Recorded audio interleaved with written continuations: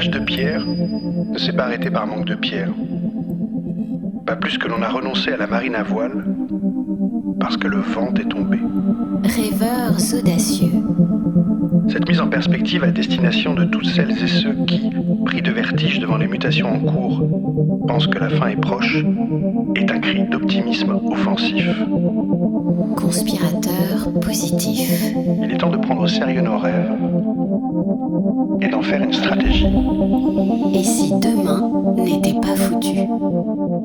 Bonjour, je suis Mathieu Baudin, directeur de l'Institut des Futurs Souhaitables. Vous écoutez « Dites à l'avenir que nous arrivons », le podcast des éclaireurs de Canal+, consacré à l'ère du temps, et pas n'importe lequel, puisque c'est celui qui vient. J'ai le grand plaisir de recevoir Sandrine Roudot, utopiste, perspectiviste, éditrice de livres engagés et désobéissants, auteure aux éditions de la Mer Salée de L'Utopie mode d'emploi, Les Suspendus ou encore Les Déliés, l'aventure de 5 femmes qui décident de s'affranchir des pires pronostics en élaborant un plan de résistance citoyenne pour changer le futur. La question des liens, et notamment ceux qui nous aliènent, sujet dont nous allons discuter aujourd'hui. Bonjour Sandrine. Bonjour Mathieu. Alors Sandrine, tu le partages avec nous. La confiance est au cœur de toutes nos discussions en cette période d'augure. On peut souhaiter de retrouver de la confiance en qui vous voulez. Trouver quelqu'un en qui vous avez confiance. Parce qu'on doute en ce moment. On doute de l'avenir, on doute des uns et des autres. Eh bien moi, j'ai trouvé en toi de la confiance. Moi, j'aime bien échanger avec toi. J'aime bien construire les désaccords avec toi. Car j'ai confiance en toi. J'ai confiance en toi parce que tu vas à la racine des choses. Et en faisant cela, tu nous rappelles le sens premier du mot « radical ». Dans cette émission, j'aime bien poser une question pour commencer. Une conversation. Comment tu ressens l'époque ? Alors, ça peut paraître peut-être un peu indécent, mais en fait, moi, je ressens l'époque de manière assez jouissive. Je trouve que, oui, évidemment, elle est difficile, mais elle est difficile pour des tas de gens de manière générale. Là, simplement, on est plus nombreux pour qui c'est difficile. En fait, cette époque, elle débusque toutes les illusions qu'on a pu avoir sur notre soi-disant avancée civilisationnelle où on savait tout maîtriser. Donc là, ça vient d'éclater, d'exploser en vol. Et moi, j'avoue que c'est assez jouissif pour moi de me dire, ils sont où là les transhumanistes en fait ? Ils ont squatté à peu près tous les imaginaires sur le futur qu'on pouvait souhaiter. Et là, en période de pandémie, il n'y a plus personne quoi en fait. Donc ça, je trouve ça assez, j'avoue, avec insolence, trouver ça assez intéressant. Cette époque débusque nos vulnérabilités, nos fragilités, le fait que la mondialisation nous fragilise. Et elle le fait de manière extrêmement radicale, quoi. Le jugement est sévère. Elle débusque nos démissions aussi. On a démissionné des services publics et notamment de l'hôpital. On a démissionné du fait de fabriquer localement, nationalement, ce qui devrait nous protéger aujourd'hui, comme les masques par exemple. Et je dis pas ça parce que je me mets pas dedans, hein. Mais moi j'aime bien toujours être en contestation envers moi-même et envers mon époque et envers mon pays. Moi je pense que c'est comme ça en fait qu'on grandit. C'est pas en regardant ailleurs et pendant qu'il fait n'importe quoi. Et en s'auto-flattant d'être les rois du monde. Donc je trouve ça intéressant. Et puis j'ai aussi beaucoup de tendresse pour ces faiblesses en fait de l'humanité. Et je me dis que c'est là qu'on va pouvoir aussi retrouver nos forces, quoi. Qu'est-ce qui fait qu'on est encore là ? Qu'est-ce qui fait que on va s'en sortir ? Qu'est-ce qui fait que on grandit par-delà ? Et moi, c'est cette grandeur de l'être humain en période tragique qui est vraiment quelque chose qui me fascine, en fait. Et je pense que c'est une époque qui nous convoque.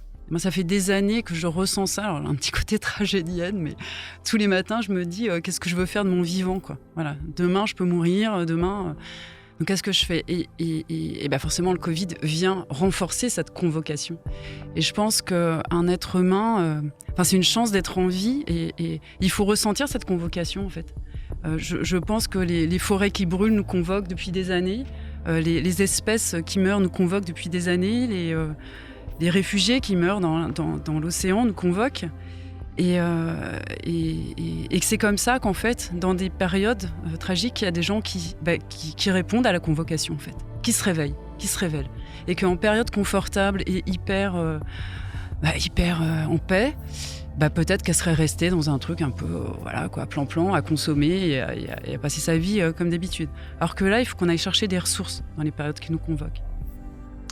Les ressources, le Covid en a révélé une encore plus que les autres, c'est la ressource humaine, voire plus la richesse humaine. Parce que les transhumains, on les a pas vus, mais les traits humains, par contre, ils sont sortis de tout bois. Hein. Les traits humains, juste dans l'immeuble, pour aller voir comment la sage, en haut, toute seule, allait, la débrouille au quotidien, l'entraide, la solidarité. Il y a quelque chose qui a été révélé, qui a été magnifié, c'est qu'on est une société avec des individus. Ouais, en fait, c'est tout le sujet de mon roman, Les Déliés. C'est la transhumanie. C'est-à-dire, quelle est cette exception humaine qui fait que dans les périodes tragiques, en fait, on se réveille, quoi. On se révèle. Et ce que ça convoque aussi, cette période, je crois, c'est notre profonde foi en l'humanité, en fait. C'est-à-dire que là, si on n'a pas foi en l'humanité, c'est mort, quoi. Puisque tout le reste est en train de se casser la figure, toutes nos croyances, cette conviction profonde que les élites politiques, que les systèmes sont là pour nous protéger, qu'ils ont tout prévu, tout ça est en train de se casser la figure. Donc si on n'a pas cette foi en l'humanité, on n'a plus rien, quoi. C'est-à-dire que, tu vois, toi, tu viens de parler de la transhumanité qu'on voit émerger de partout. Il y a plein de gens qui vont te dire qu'ils voient que des choses terribles en ce moment. Donc en fait, il faut aller chercher cette profonde foi en l'humanité. Alors la foi, c'est pas forcément religieux, mais c'est, à la différence des croyances, la foi, elle n'a aucune raison valable. C'est une intuition profonde. Et c'est ce qui aussi me fait un petit peu peur en ce moment, c'est que le Covid, du coup, convoque des choses pas très jolies, sous prétexte en fait de soi-disant nous protéger. En fait, on nous infantilise énormément, on nous culpabilise les uns les autres, et donc on nous oppose les uns les autres.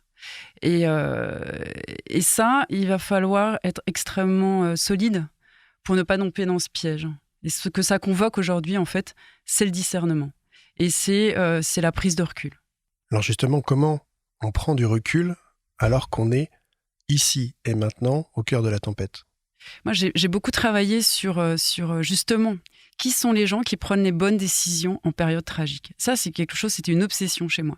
Donc j'ai étudié beaucoup les résistants pendant la guerre, tous les gens qui arrivent à prendre les bonnes décisions, quoi. Parce que des années plus tard, on se dit, bah oui, c'est évident, c'était ces décisions-là qu'il fallait prendre, sauf que dans le feu de l'époque, on est très très peu nombreux à avoir cette clairvoyance.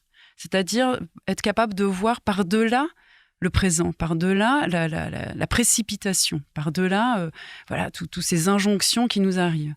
Et en fait, ces gens-là, ce qu'ils font, c'est qu'ils s'écoutent. C'est-à-dire qu'il y a un moment donné, quand tu fais fi de tout le brouhaha, de tout le silence, et que tu arrêtes d'écouter ce que la norme te demande, ce que les autorités te demandent, ce que tous tes copains font, qui commencent à te poser problème, et que tu t'écoutes toi, en général, la réponse, elle est extrêmement claire. L'histoire prouve que les gens qui s'écoutent plutôt que d'écouter tout ce que les injonctions qui leur viennent, c'est la juste réponse. Parce qu'en fait, quand on écoute, on va dire, la société, l'époque, toutes ces choses extérieures qui sont mêlées de beaucoup de croyances, beaucoup de peurs, beaucoup de tout ça, on a tendance à essayer de coller à une image, de coller à un besoin de reconnaissance, un besoin d'harmonie sociale. Évidemment, personne veut être celui qui ne va pas dans le bon sens de tout le monde, parce qu'il paraît que tout le monde doit aller dans ce sens-là. Et en fait, c'est très difficile de couper ça, de couper ce besoin de reconnaissance, de couper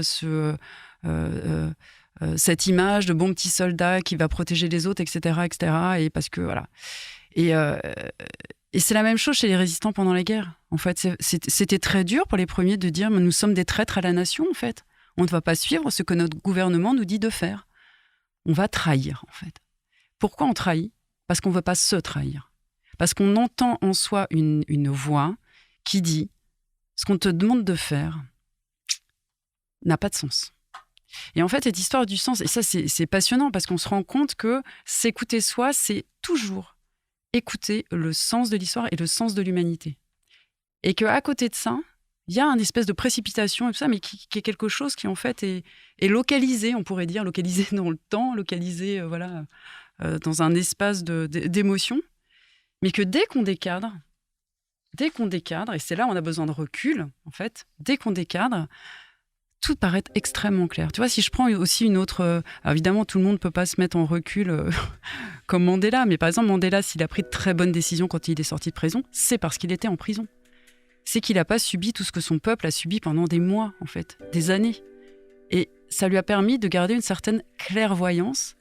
Et ce qui fait que quand il est sorti, il n'a pas appelé à la vengeance, qui était la décision la plus lumineuse et la plus juste qu'il fallait avoir pour le bien de l'humanité.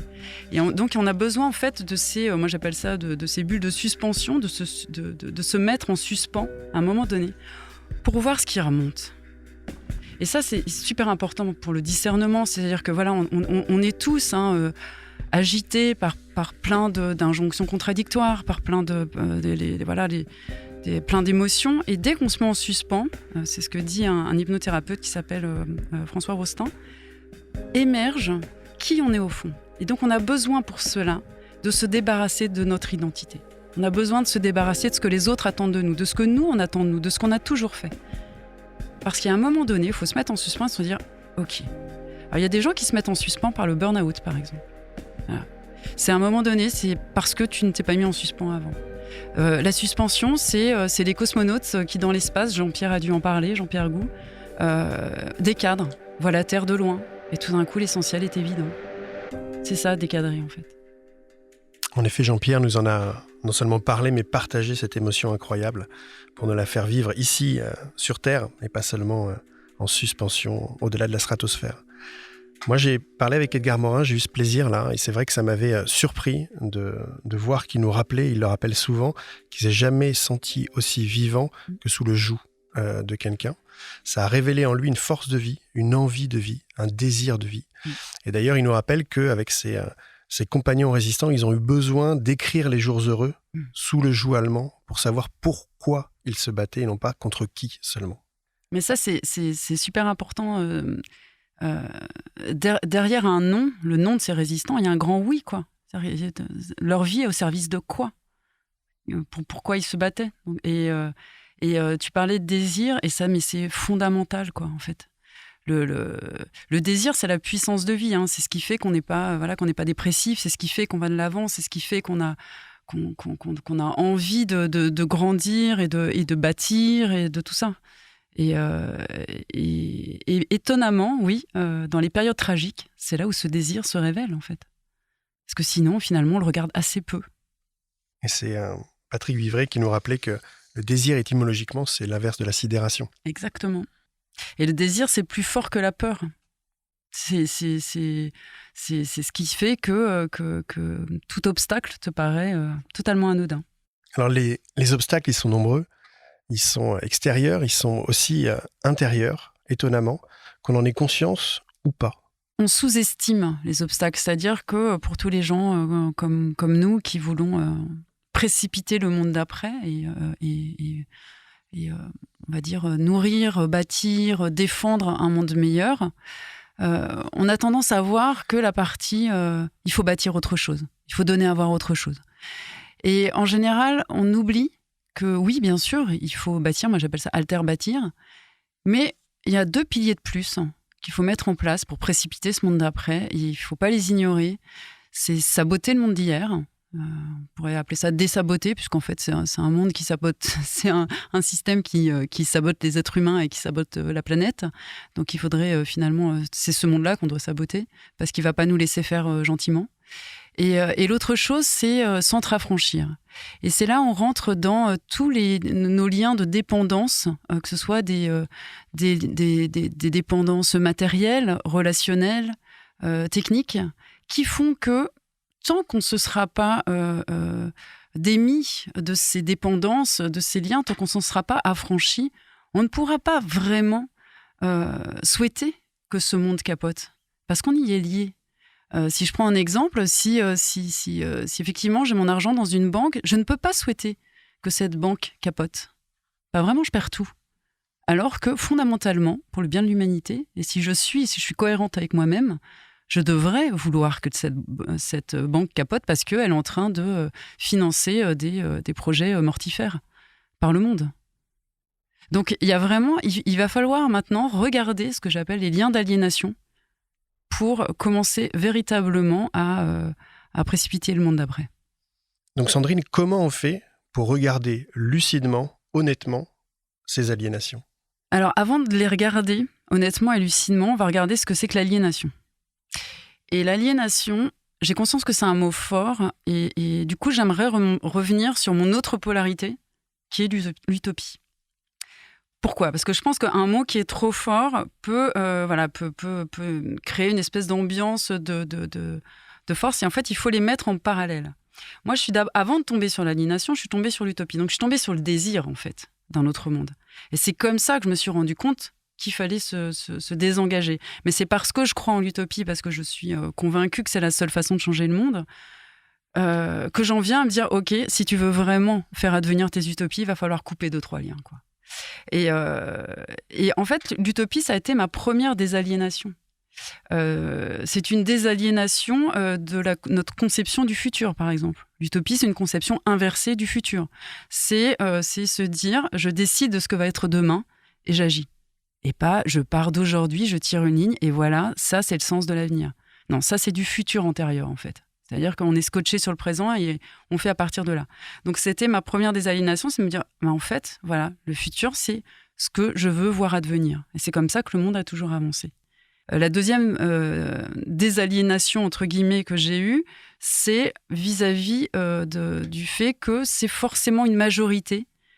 Il faut forcément un grand mouvement majoritaire pour changer le monde. Et qui est lié évidemment au fait qu'on est en démocratie et que effectivement c'est la majorité a priori qui décide. Sauf que même si éthiquement parlant c'est compliqué à entendre parce qu'on vit en démocratie, l'histoire prouve que ce sont des minorités qui font avancer le monde. Que ce sont 400 suffragettes devant un parlement britannique, que ce sont quelques résistants 2 à 3% pendant la guerre, que ce sont voilà, toujours des minorités. Donc ça a été pour moi une décroyance, parce que c'est ça une désaliénation, c'est arrêter de croire à certaines croyances qui finalement régissent toute notre vie. Je me suis désaliénée aussi d'un modèle économique qui était la croissance. On me disait, en fait, il n'y a que ça. À partir du moment où j'ai enlevé ces croyances-là, j'ai retrouvé une puissance personnelle.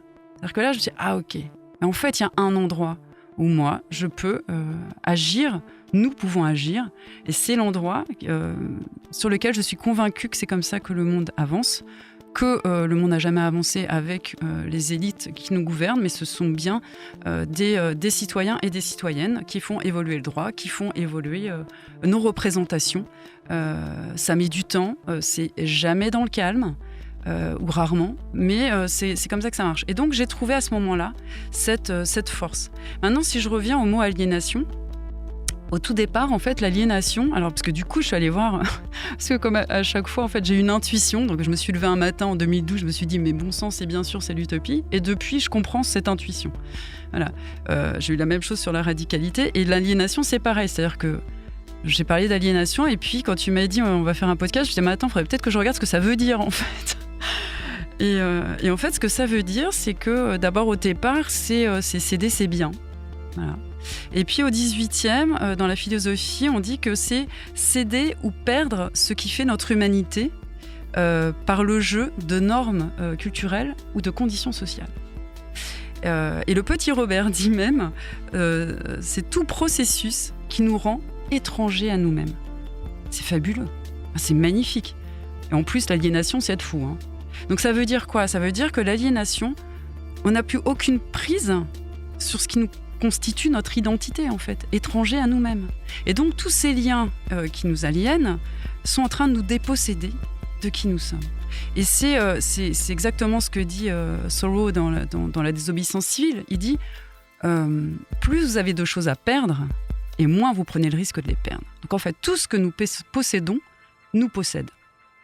Et c'est ce que disent aussi les hackers informatiques. Ils disent un truc que tu ne peux pas ouvrir ne t'appartient pas. Tu lui appartiens. J'ai Spotify aujourd'hui. En fait, j'arrête Spotify demain. Toutes les musiques que j'ai dans Spotify, je ne les ai plus. En fait. Je suis obligée, je suis aliénée à un service. Et c'est ça, toutes les dépendances différentes qu'on peut avoir. Alors, ce qui est intéressant aussi dans l'aliénation, c'est qu'il y a le mot lien. A priori, les liens, c'est hyper positif, des liens. Et en fait, les liens, ça nous aliène.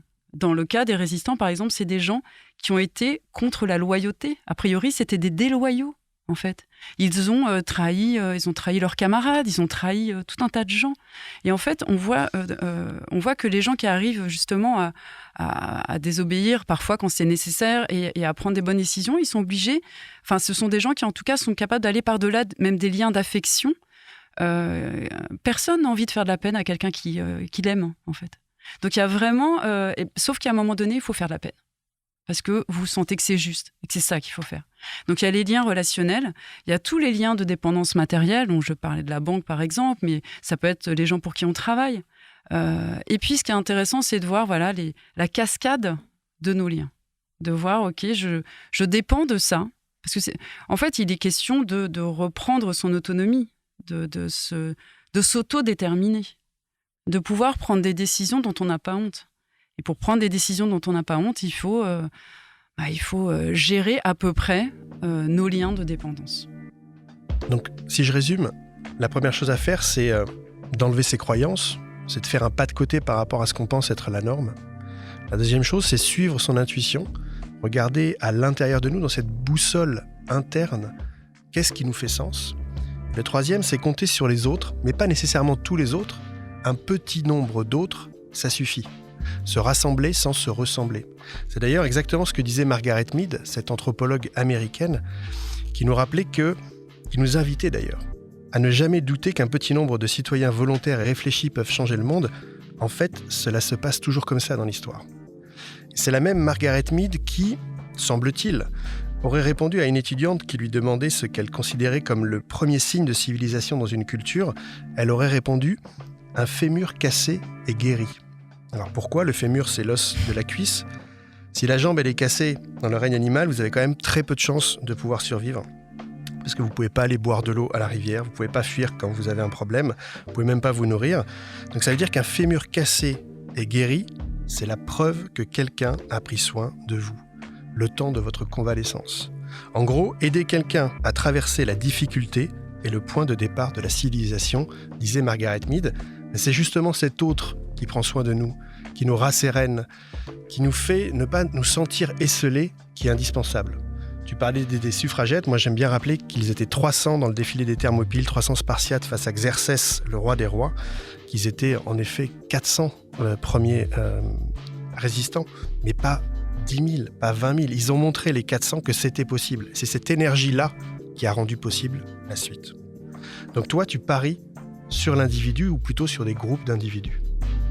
Ouais, c'est hyper important cette histoire parce que on est capable d'entendre qu'une minorité négative nous gouverne, c'est-à-dire on est capable de croire qu'il y a des lobbies, on est capable de croire qu'il y a 1% qui... Par contre, on est incapable d'accepter l'idée qu'il y a des minorités positives, actives, qui changent le monde. C'est quand même assez... Alors moi, je me dis peut-être c'est parce qu'on se décharge sur les autres de le faire. Mais en tout cas, ce qui est sûr, comme disent, pour paraphraser les Indiens Hopis, c'est que nous sommes celles et ceux que nous attendions. Alors évidemment, ça nous met une sacrée responsabilité. Mais cette histoire de petits groupes, c'est important parce qu'en fait, il faut trouver ses alliés. Et très souvent, on est obligé de changer de groupe. On est obligé, et c'est là où on va devoir couper des liens. Et moi, je parle souvent de l'écosystème qui, parfois, on devient une cellule cancéreuse pour son écosystème. Parce qu'on est en train de se lever pour une cause et on dérange, en fait. Parce que quelqu'un qui se lève pour une cause, quelqu'un qui dit, voilà, ce monde est un... comment dire, je vais changer... Ne serait-ce que je vais changer ma consommation. Quand tu dis ça, tu dis, toi qui consommes normalement, tu contribues à un monde délétère. Tu ne le dis pas, mais c'est ce que l'autre ressent. Donc en fait, ce que tu es en train de dire, c'est ce que disait les suffragettes sans le dire. Elle disait, ceci est intolérable, nous ne pouvons pas voter, et pourtant, vous tous, vous le tolérez. mais c'est hyper dur pour tous les autres en fait. Personne n'a envie d'être quelqu'un qui collabore à quelque chose d'horrible. Donc en fait, on le prend de manière extrêmement négative. Tous ceux qui sont autour le prennent très mal. Donc en fait, il y a un moment donné où soit tu suis cette indignation parce qu'elle t'est juste, parce que de toute façon, si tu la tais, tu vas en crever, parce que c'est quelque chose qui te fait vibrer, quelque chose qui est important pour toi. Donc à ce moment-là, il va falloir t'éloigner de tous les gens qui n'ont pas intérêt à ce que ta cause aboutisse, parce qu'elle est en train de les mettre face à quelque chose qui les dérange. Donc ils vont tous ces gens-là vont tout faire. C'est tous les gens qui te disent « Ah mais non, mais vous y arriverez jamais. » Voilà. Mais t'as envie de leur dire « Mais et oh les gars, soit deux choses. Soit on y arrive et vous allez en profiter, soit on n'y arrive pas et génial, vous avez eu raison. Donc dans les deux cas, laissez-nous faire en fait. » Hein, qu'est-ce que tu viens me dire que je ne vais pas y arriver? Donc en fait, il y a cette histoire-là et c'est extrêmement important de trouver ses alliés et c'est des endroits de joie. Enfin, moi, j'ai trouvé de la joie à créer un auto de réparation, à trouver des gens différents que je ne connaissais pas avant, avec lesquels nous avons les mêmes indignations, mais aussi les mêmes désirs, mais aussi la même joie, mais aussi la même légèreté, la même forme de résistance, entre guillemets. Donc ça, c'est extrêmement important. Moi, je parle d'entre-soi. Souvent, on me dit, alors, c'est de l'entre-soi. Alors, tu ne veux pas parler avec ceux qui ne sont pas d'accord avec toi. Non, moi, je parle d'avec soi, en fait. Voilà. Il y a des gens qui te font du bien. Il y a des gens à qui tu fais du bien. Ben, pourquoi s'en priver, les gars, en fait? Mais surtout que c'est à cet endroit-là que tu recrées du désir, que tu recrées de la joie. Et la joie, c'est l'indicateur qui vient te dire « tu es au bon endroit ». Il n'y en a pas d'autre. La joie, elle est, mais pareil, radicale, implacable. Le deuxième aussi, ce que tu disais par rapport au fémur, c'est qu'on s'affranchit ensemble. C'est pour ça que je dis s'entre-affranchir. L'idée, c'est pas de couper nos liens de dépendance en mode survivaliste. Je vais au fin fond de je sais pas quel endroit et je marme de boîtes de conserve et tout ça. Et oh gars, quand tu n'auras plus de boîtes de conserve, tu vas faire quoi en fait? Déjà. Et l'idée, c'est de s'affranchir ensemble. D'abord parce qu'on n'a pas tous les mêmes qualités, on n'a pas tous les mêmes compétences. C'est-à-dire que si on veut refaire un monde où on n'est pas dépendant de grosses entreprises, de tout ce système qui pourrit la planète, on a besoin néanmoins de manger, de s'habiller, de bricoler, de réparer, etc. On n'a pas tous les mêmes compétences. Donc c'est intéressant de partager en fait cette compétence. Et on a perdu cette idée que moi je trouve merveilleuse, qui est cette histoire de famille humaine, quoi, en fait. Et donc, on prend tous soin les uns des autres. En fait, on est tous utiles aux autres. Et ça, c'est intéressant aussi. Parce qu'on a mis ça de côté, en fait. On ne voudrait pas être utile aux autres, on ne voudrait pas être dépendant des autres. Et tout le système actuel a fait en sorte, effectivement, de nous rendre indépendants. Alors, on a une maison individuelle, on a une voiture individuelle. En fait, on s'est enfermé dans des trucs où on ne voit plus personne, plus de contact. Bah évidemment, c'est vachement plus facile en fait de nous rendre dépendants, puisqu'on n'a plus de liaison entre nous pour pouvoir inventer autre chose. On a besoin de se parler, on a besoin de dépendance. Si je prends les écosystèmes, par exemple, pendant le Covid, ça s'est aussi un peu révélé, c'est que ceux qui s'en sont bien sortis, par exemple, ce sont des producteurs locaux, alors c'est souvent en bio, en AMAP. Pourquoi? Parce qu'ils avaient déjà des liens avec leurs clients. C'est un écosystème. Nous, clients, avions besoin d'eux, mais on avait déjà besoin d'eux avant parce que le bio, il n'y en a pas tant que ça, et puis parce qu'on savait qu'il fallait les soutenir, parce que voilà, ils sont pas aidés, etc. Donc, en fait, il y avait déjà une forme de solidarité. Il y avait une forme de dépendance entre nous. Nous avons besoin d'eux, ils ont besoin de nous. Ben, c'est comme ça qu'on s'est retrouvés, en fait. Et ça, ce n'est pas sale d'avoir besoin les uns des autres. Au contraire, c'est-à-dire que comme il n'y a plus de lien, on pense qu'on n'a pas de dépendance, en fait. Effectivement, on a une appli, il n'y a rien, il n'y a pas d'humain. On n'est pas dépendant de quelqu'un derrière un guichet et de sa mauvaise humeur, par exemple. Non, mais enfin, on est dépendant d'un truc un peu plus compliqué, finalement. Et ça, mais on sait, mais on n'a rien vu, quoi. Et moi, la dépendance là-dessus qui me fait le plus peur, c'est sur le numérique. C'est-à-dire qu'aujourd'hui, et notamment tout le monde alternatif, et moi la première avec ma maison d'édition, on est liés aux réseaux sociaux. Mais sauf que les réseaux sociaux. Donc on a l'impression qu'on a squeezé les autorités médias, les grandes autorités médias, qu'on qu'on crée nos messages, qu'on a notre communauté. Et effectivement, on a notre communauté. Mais qui gère notre communauté? Qui fait que notre communauté voit nos posts? Voilà. Donc en fait, et ça, j'avoue que j'ai pas encore la solution. J'essaie de me dégafamiser, mais c'est pas si simple. Et là, on voit à quel point on s'est mis dans ce qu'on appelle la servitude volontaire, donc une jolie prison dorée, de laquelle on a jeté la clé, puisque on ne sait même pas ouvrir ce truc pour réinventer autre chose. Donc il y a ça. Et le dernier truc que je voulais dire par rapport à ton histoire de fémur et de on va dire, parce que ça revient à cette histoire d'humanité profonde, en fait, de lien profond. On dit l'homme est un loup pour l'homme, et en fait non. Même Adam Smith, qui est quand même le théoricien économiste de la main invisible du marché, un de ses principes, c'est la sympathie. Bon, après, avec sa langue de son époque, en fait, c'est l'empathie. C'est-à-dire qu'il fondait aussi sur sa théorie économique, avant que ça devienne un capitalisme débridé, sur le fait que les gens avaient envie d'être en société, qu'ils avaient besoin de liens entre eux. Donc exactement ce que je suis en train de te dire. Et que c'est ça qui allait faire aussi l'offre et la demande.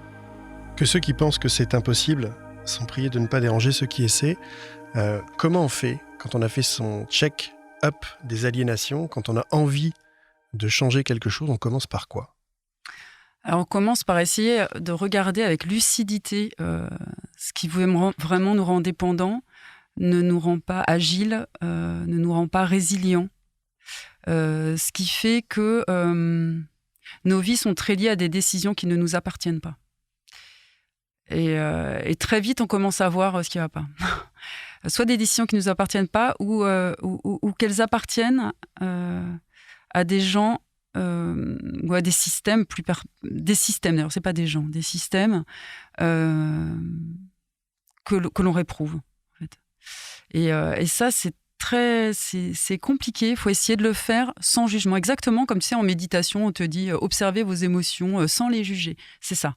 Il faut arriver à faire ça sans jugement. Sans être moralisateur. Sans être moralisateur envers soi-même et envers les autres. Juste se dire, ok, s'il se passe quelque chose, moi je suis dans la panade. En fait, j'entendais ce matin à la radio en arrivant, il fait froid. Donc, faites attention, n'utilisez pas trop d'énergie parce qu'en gros, on n'en a pas assez. C'est pendant qu'il fait froid, en fait, qu'on en a besoin. Donc, ça veut dire qu'on est dans un système qu'on ne maîtrise pas. Et moi, je me dis, mais attendez, l'énergie, coupez tous les panneaux publicitaires, en fait. Arrêtez d'illuminer les vitrines toute la nuit. Et là, on en aura. Sauf que cette décision ne m'appartient pas. Alors, comment je fais ? Soit je fais des pétitions, je dis, il faut qu'on fasse... Voilà, c'est une possibilité, c'est une forme de résistance, et il en faut. C'est là où tout est lié, le sabotage, bâtir autre chose, c'est-à-dire faire des trucs moins énergivores. Mais il y a aussi s'entre-affranchir, à se dire, ok, mon énergie, moi je ne veux pas. Moi je veux pouvoir me chauffer et je veux pas que cette décision appartienne à quelqu'un d'autre que moi. Dans le comment je fais, j'aimerais vous parler d'un rêve et de 3 A. Le rêve, c'est le trépied du rêve de Patrick Vivray qu'on a eu le grand plaisir de recevoir ici dans l'émission. Le R pour résistance créative. Le E pour expérimentation anticipatrice et le V pour vision transformatrice. Et les 3 sont dans le même espace-temps. En gros, il nous faut faire ça pour passer à autre chose. Il nous faut être des refusants, des désobéissants, des yabasta, no passaran à l'aliénation du monde dont tu as parlé. Mais il faut aussi expérimenter ici et maintenant une partie du changement qu'on veut voir dans le monde, mettant en pratique cette phrase de Gandhi qui dit que soyons le changement dans le monde. Et la vision transformatrice, c'est le fil rouge de cette émission, c'est quelles sont les histoires qui nous permettent de changer de trajectoire. Et puis, Julien Vidal, lui, propose 3 A. Le premier A, il vous invite individuellement à abandonner quelque chose que vous faites et que vous pensez qu'il n'est plus opportun de le faire dans le monde dans lequel vous voulez vivre. Le deuxième A, c'est améliorer quelque chose que vous faites et que vous pourriez faire mieux. Et le troisième A, le dernier, c'est adopter quelque chose de neuf et de voir si ça vous plaît. Moi, j'ai envie de revenir sur la phrase de Gandhi. Quand j'essayais de comprendre comment des gens prenaient les bonnes décisions et aussi qu'est-ce qui faisait qu'on pouvait être engagé et heureux, parce que j'avais aussi cette quête-là. Et en fait, elles se rejoignent. Parce qu'effectivement, quand tu fais pas ce check-up d'aliénation dont je parlais, le burn-out te guette. C'est-à-dire que tu t'épuises ou alors tu te renies. Et en fait, on ne peut pas renoncer à soi impunément. C'est-à-dire que c'est tellement attaché à quelque chose de plus vital en nous, nos causes, nos indignations, nos désirs, notre envie que notre monde aille mieux et que mes enfants aient un monde... voilà. Moi, ça me bouffe, en fait. Et en même temps, ça me stimule. Et en fait, on se rend compte que pour prendre les bonnes décisions et à la fois accomplir sa place dans le monde, l'idée, c'est pas de changer soi pour changer le monde. L'idée, c'est d'être le plus soi possible. En fait.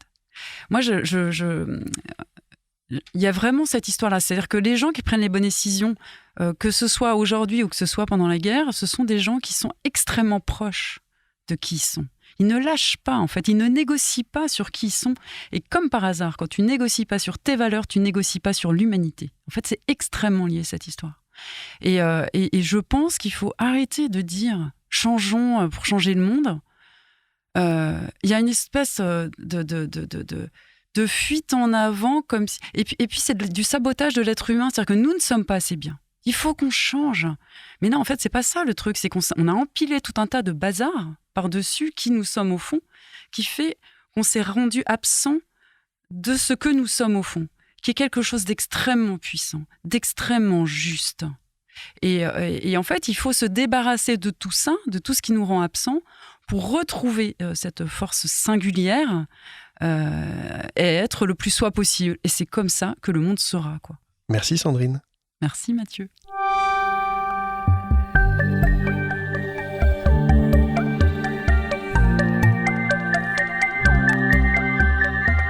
Je vous propose de prendre une grande inspiration. Je vous propose un voyage dans le temps. Je vous propose le temps d'une expérience de pensée, de dépasser le « c'est impossible » par « c'est fait » et voilà ce que ça a changé. 2040. Nous sommes là, toi et moi, en ce bord de mer que tu affectionnes depuis toujours. Un lieu de vie qui te vivifie. Il fait de ces temps qui rendent heureux, beau et chaud. Quel plaisir d'être à tes côtés ici, à me remémorer avec toi les étapes qui ont permis une pareille bascule. Je me rappelle, tout est parti de cette histoire d'utopie. Étymologiquement, ce lieu qui n'est pas, ou plutôt, qui n'est pas encore. Nous avions en effet tous oublié que l'on pouvait inventer ou réinventer le monde. Utopie, ce fut d'ailleurs l'un des premiers mots à être colonisé comme celui de développement durable, gênant tous les deux par l'énergie qu'ils induisaient. Mais plus grave encore, à l'époque, c'était tous nos imaginaires qui avaient été colonisés. C'est dans la foulée des grands bouleversements dus aux crises sanitaires des années 20-22 qu'une plateforme web a été créée, la plateforme des déliés. À la fois immense vitrine permettant de donner à voir tout ce qui se passait en termes de réinvention, mais aussi méga moteur de recherche. Et un lieu où créer des liens. Ainsi, quel que soit le problème, la cause, l'endroit où l'on habitait, le méga moteur de recherche et d'action nous trouvait une réponse, un contact, une idée. C'était un outil ergonomique et performant qu'avait réalisé Karen Bastien.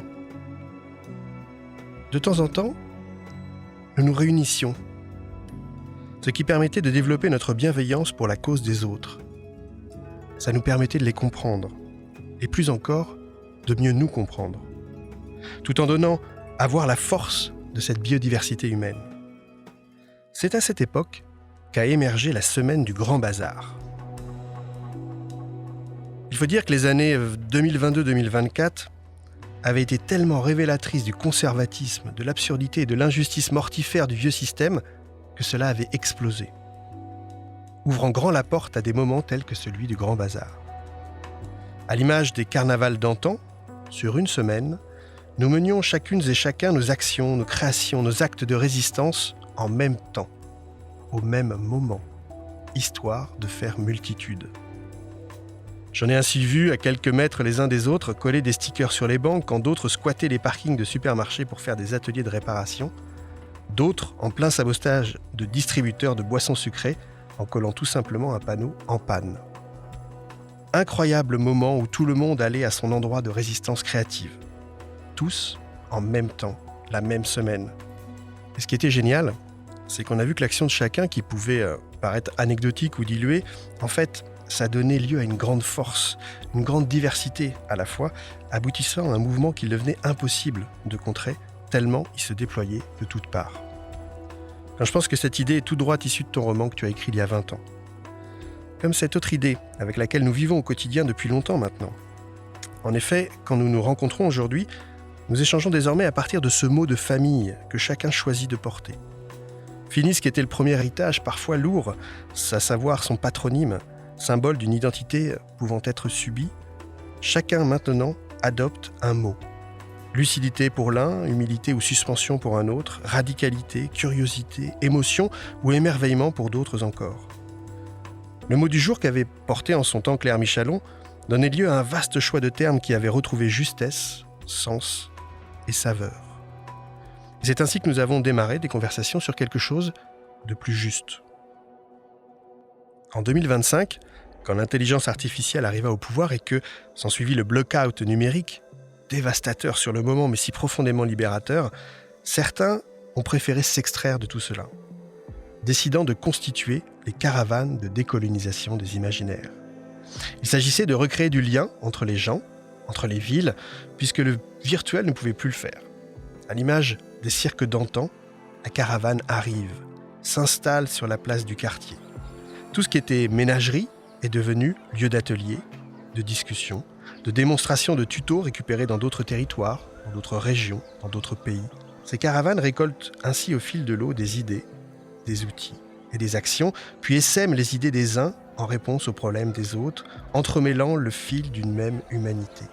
Et quand le soir arrive, il s'y raconte 1000 histoires, qui redonnent à chacun envie, désir, autonomie et créativité. Autant d'ingrédients propres à décoloniser nos imaginaires. Des soirées que je trouve magiques, qui nourrissent, qui rassérénent et qui rechargent. Je ne suis pas le seul à les apprécier d'ailleurs, vu l'effervescence qui règne autour de nous pour la préparation de celle de ce soir. Est-ce que tu la vois, comme moi, juste devant nous, cette toute jeune fille qui danse telle une elfe? Tout est joie dans ses mouvements, tout y est poésie, alignement, grâce et légèreté. Tu la vois? Ouais, c'est ma petite fille. Elle transmet la déclaration de téréité et d'humanité par cette danse. C'est d'ailleurs plus qu'une danse, c'est un langage vivant, translangue. C'est un trait d'union entre tous les vivants de la Terre. Vivement 2040.